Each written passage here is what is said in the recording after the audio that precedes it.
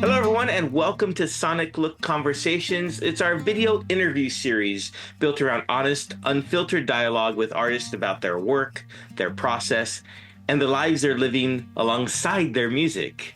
So, this is not your promotional framing. It really prioritizes reflection, presence, and curiosity, allowing artists to speak in their own words. And today, we're excited to be joined by Joshua Kata, a folk songwriter and poet whose work functions as a real-time documentation of the emotional and political realities of modern life. He's often writing, recording, and sharing songs within hours of their creation. His music captures the present tense with intention and clarity. One of his most recent singles, Oracle of Silicon, explores the intersections of technology, power, and humanity through metaphor-driven storytelling. Josh, thanks for joining us here on Sonic Looks. Thanks for having me. Excited to be here. Now, in our written interview, you talked a little bit about being a theater kid. So I was just curious to find, how did you find your way from theater kid into songwriting? Can you walk us through that path and what shifted for you along the way there? Yeah, I mean, they're definitely like adjacent, I think, for a lot of people as like music and like theater. I think I was really like obsessed with this idea, especially as a kid, of like having a voice or like just like being able to like say something and have like people hear it. And I think as a kid, it was like very much like revolved around just like I was a theater kid. I just really liked attention and I just wanted people to like listen to me. But I think like as it sort of like evolved, it really came like I think like the realization dawned on me that like I grew up in this like really white school. I was like one of like maybe five black kids in the entire school, and I realized that like having a voice meant that like I had the power to like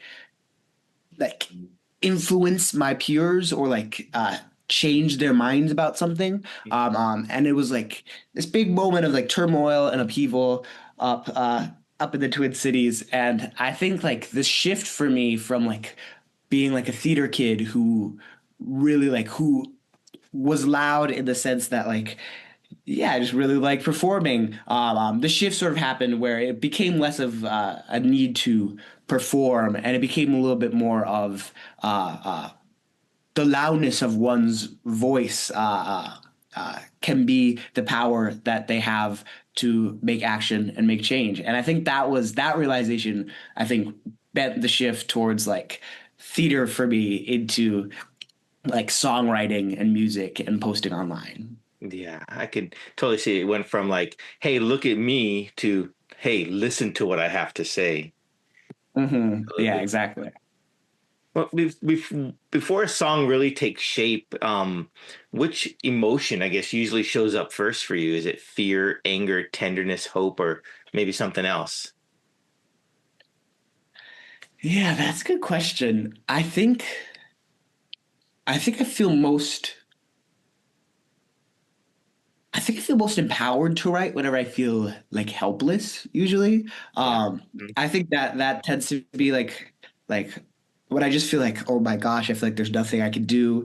I just feel so powerless. I think writing songs helps me feel less powerless. And so I think I usually turn from helplessness into writing songs. I think oftentimes there's also like a lot of anger there, but I think it's anger is not usually what like gets me to sit down and write. I think the anger comes in like once I'm writing and like I realize like how unfair this thing is.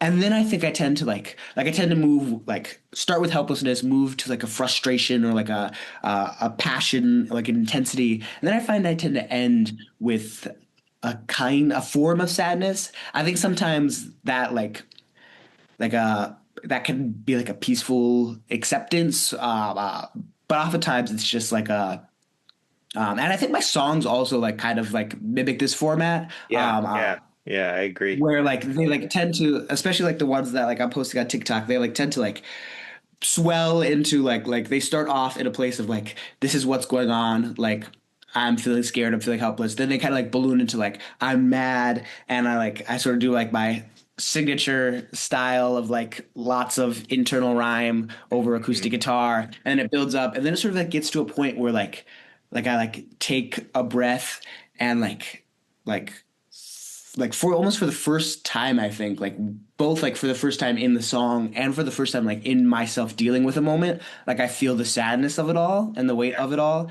And I think I tend to end when I'm writing a big song about someone's death or some kind of violence. I think it tends to end with a kind of sadness that sometimes leads to peace, sometimes circles back into helplessness. Yeah, in the interview, in the written portion, you mentioned about choosing a metaphor or a reference point that can connect with you and the listener. How do you know is that when you actually find one that will work?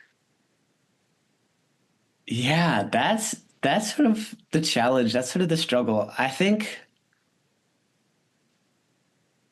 there's a part of it that is about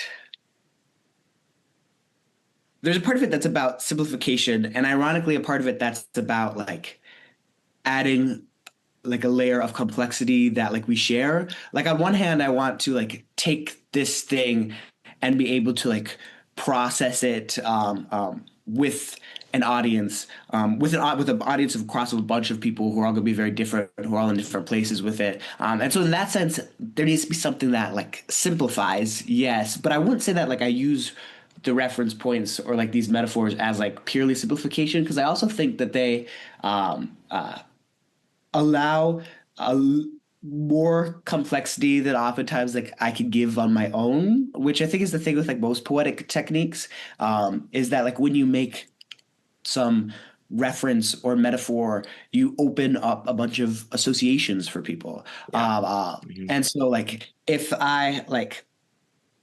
I just talk about this thing, you probably have your own associations with that thing, with this event that happened in the world. But if I relate this thing to a children's book that you read, or relate this thing to this like central metaphor of like a house or something, then I think you now have a bunch of associations you also have with the reference points. And like through the meaning of all those associations, I think there's a felt feeling of complexity, even though it is, I think, objectively maybe an act of simplification. As far as how to choose one, um, I don't know, it's tough. I think one thing interesting about it is that I think that like if I wasn't making like music for places like TikTok, like I'd be less dependent on them. Yeah. Because I think TikTok or like any sort of like short video thing demands getting someone's attention like right away. Yeah.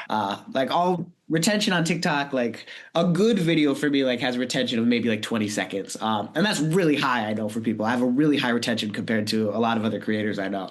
Um, uh, but it's like, do you have like 20 seconds to like get somebody like interested in something and Mhm. get you someone to care about something? And like I spoke about anyway, like my goal, I think, with like using my voice is to get people to care about things. Yeah. And oftentimes people will care about a reference point, and through the care to whatever metaphor I'm making, I can give them to care about the thing. So when I try to come up with one, I try to just think about like what metaphor feels right here, what thing would get people to care about it, what gets me to care about this thing. Absolutely. Absolutely. And you do a fantastic job, I will say, because when I scrolled onto your feed, I guess it came across your feed on TikTok.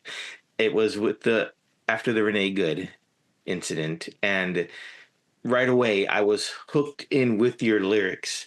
You were able to capture that feeling that I had and express it in a song, even if it was just a short TikTok song, if you will. But it expressed everything that I was feeling in that moment. So you're able to capture that, and I think that's pretty tricky to do, like you said, within the first 20 seconds. Hmm.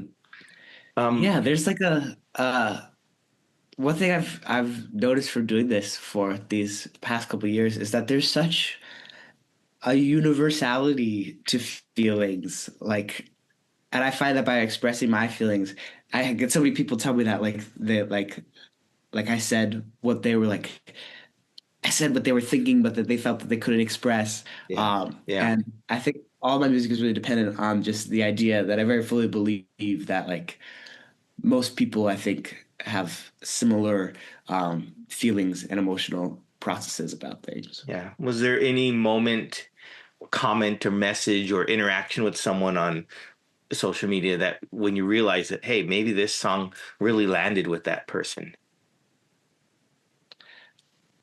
Yeah, I mean, I think just like oftentimes it's a lot more like noticeable. What like I am blessed to get so many of like these messages that are so like sweet about how like my songs brought a comfort, and that's been amazing for me. Um, uh, I think one thing that I've found I really enjoy is when like a song is like really specific and like it doesn't have like a super wide reach. And then like someone like tells me like this specific song is like my favorite song and means so much to me. Cause like I very much play on like universality and like that's something like I care about. Like I want the message to like go far. But sometimes like it doesn't go far and not a lot of people like see it. But it always feels justified to me like when like it's like a video that not a lot of people have seen, a song a lot of people have heard, and someone's just like, this one is like, it feels like you made it just for me. Yeah. Because like, while I do believe in the universality, there's something so specific, there's something so beautiful about making something that like one person or like five people specifically love. That it really Um, resonates uh, with. Yeah. Yeah. yeah, so that's really, I think that's really special to me. But also like the the huge ones that like people let me know, like give them comfort to listen to, are also big for me. Yeah. That's cool. Well, your lyrics and your music often move between humor, heaviness, and a sincerity. Now, is that a balance that you consciously shape, or is this just, or does it just mirror how you experience the world? Yeah, I think probably. I mean, I think there is some conscious effort to it, to like structuring a song to like have, like all three of those elements. I think probably it does lead more towards an unconscious thing, relating to how I see the world. Um, Definitely, I think I would consider myself a pretty like humor oriented person. Yeah, my content is very much like there's a humor element there, but it's Hmm. definitely not like what I think my content's often focused on. But I think I I do think the most important thing to me is sincerity. And I think oftentimes sincere emotions are very rarely all that categorizable. And Yeah. sincere emotions, I think, very shifting emotions. And so I think when I'm really being sincere in a song, it feels natural that it's going to shift from different tones, from humorous tones to sad tones to anxious tones. But I also think that in some element, I do it intentionally, to try to express a range of feelings in a piece. Yeah. Yeah. I mean, do you work towards getting to elicit those emotions from the listener, or is it just the emotions that you put in there for yourself? Like, do you try to just express it for yourself, and maybe if they pick up on it, great. Yeah, I think it's probably a little bit of both. I think I try to I'm usually trying to like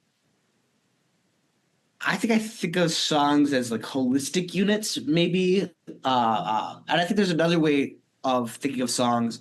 I think a lot of people think of songs like line to line entities, which is a totally fine way to think about songs. And like one emotional expression in a line will spawn or birth the next emotional expression in the next line. I know a lot of poets who think like this too. Like they don't think of their poems as like one entity doing one purpose, serving one function. They think of it as a continuous like flowering of emotions and thoughts out of one another. I think I tend to do that a little bit less. I kind of wish I did a little bit more, but I really struggle. I really see my songs as whole big pictures, and I often know.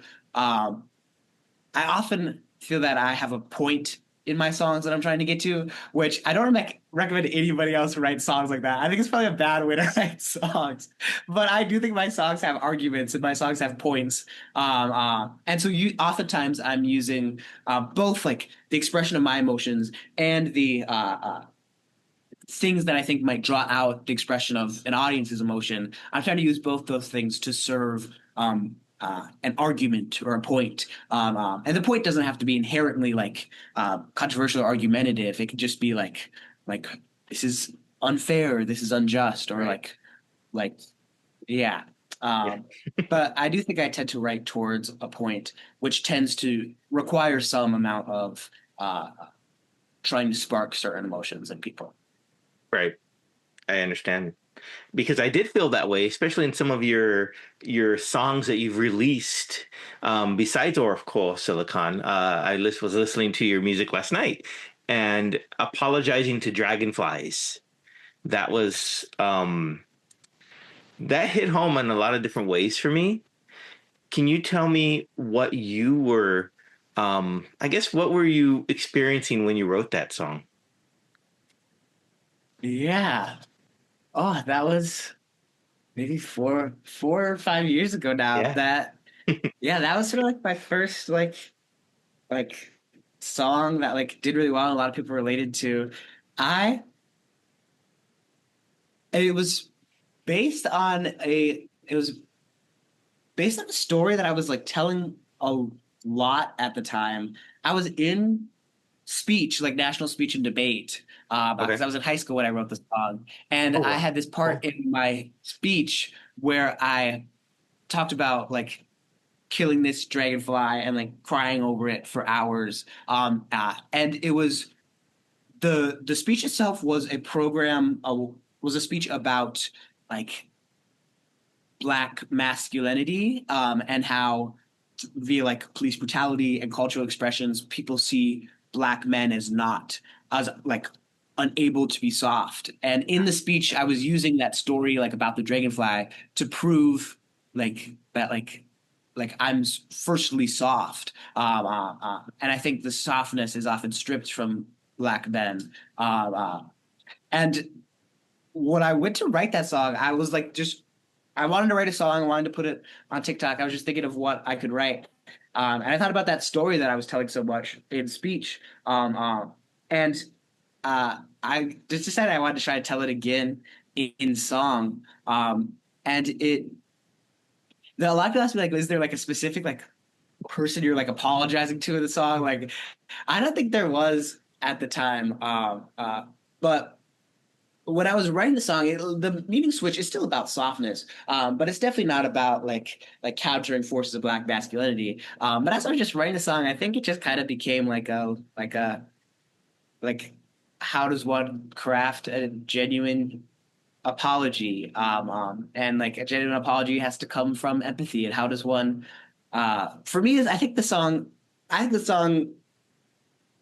sometimes this I go back and forth with the songs. I feel like it's a little preachy, it's a little textbook for me. But what I do like about the song is that it I think questions has a lot of questions about empathy and where do you start to form empathy? What do you feel empathy towards Right. animals, creatures, yada yada yada, and then like how much like what does that empathy get you to do in the case of like apologizing? Um, yeah, I don't know. I have a weird Yeah. relationship with the song, but I'm happy I posted it way back when. Yeah. Well, I'm happy too because I I guess I really enjoy is not the right word. I'm glad that it made me feel something. And like you said about what how do I reach that point to be empathetic to learn to say I'm sorry and truly mean it from the bottom of my soul as opposed to just the surface level. Oh, I'm sorry. And I think through your lyrics it really hit all those nodes or buttons in my brain. It's like, yeah, that's true. You got to do that. You got to do that. And it was just so well done. I just had to bring it up. Oh man, I'm glad people still enjoy it to this day. I like my posts especially like my like Spotify songs too, but like my posts especially, they're such an archive. And it can be so odd to look back at me from 5 years ago singing a song. Yeah. Well, let me ask you this. When someone encounters your music for the first time, what do you hope that they feel before they start, like me, analyzing it? hmm Um, I guess I'd say, hmm, I guess maybe I'd say seen. I hope they feel. I hope they feel seen as in I see them, and I hope they see themselves in me. I think Hmm. is my greatest hope. I hope that like I feel that too. I think is an emotion that I like in my songs. I think I want people to feel I feel that too. Um, uh, I got you. yeah, there's a social I think aspect to all of my songs that like they're predicated on like being heard. Like I think a lot of songs, a lot of fantastic songs in the world, feel like they could exist in a vacuum and still be fantastic songs. I think a lot of my songs are like very much like predicated on the fact that someone across the world, across the internet, is listening, Yeah. and that way I'm heard, and hopefully they're heard at the same time. I think that's my hope. That's a great answer. I like that. A couple last questions. So, do you find it more difficult now, I guess, with everything that's going on in the world?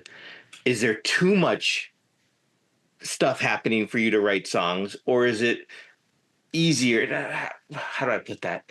Is it with everything that's going on, is it just too much to comprehend?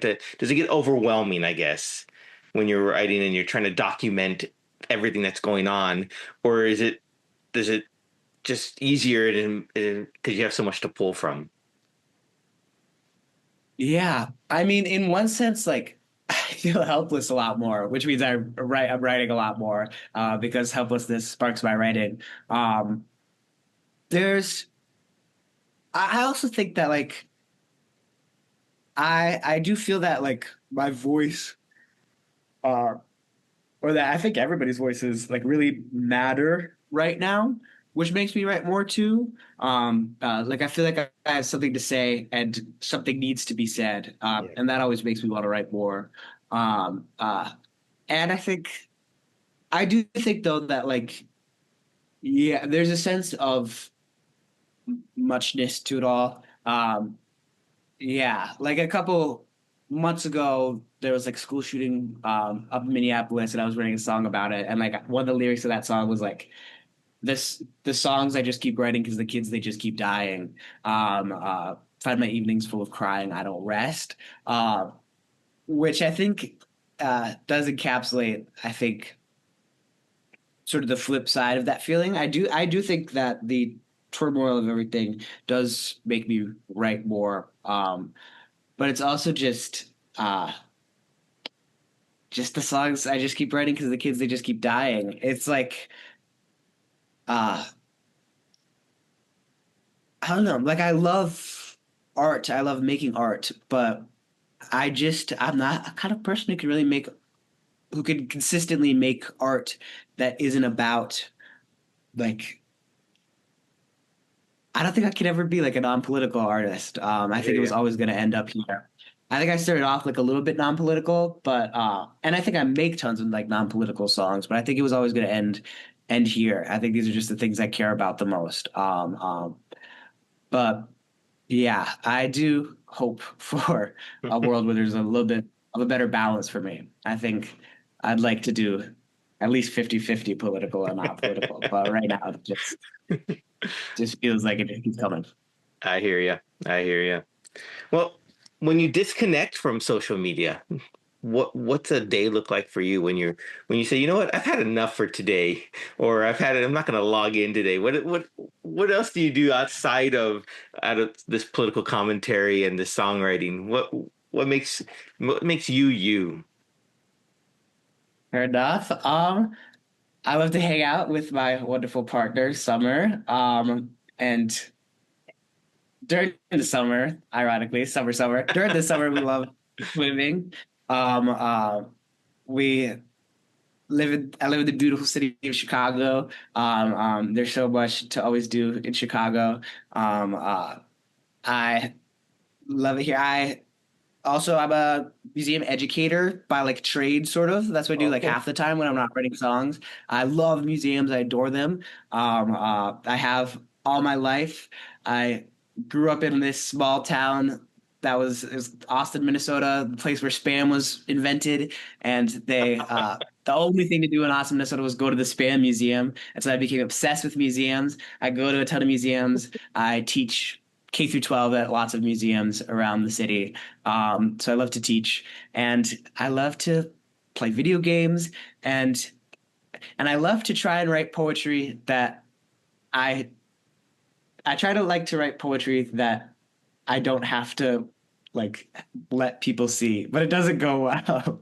I want to be someone who writes poetry for me, but I'm just really not a me kind of poet. I really write poetry meant for it to be seen. But on days where I'm trying explicitly to like disconnect from everything, I try to write at least a poem that's just for my eyes. I hear Even you. though, Hmm. yeah. I gotcha.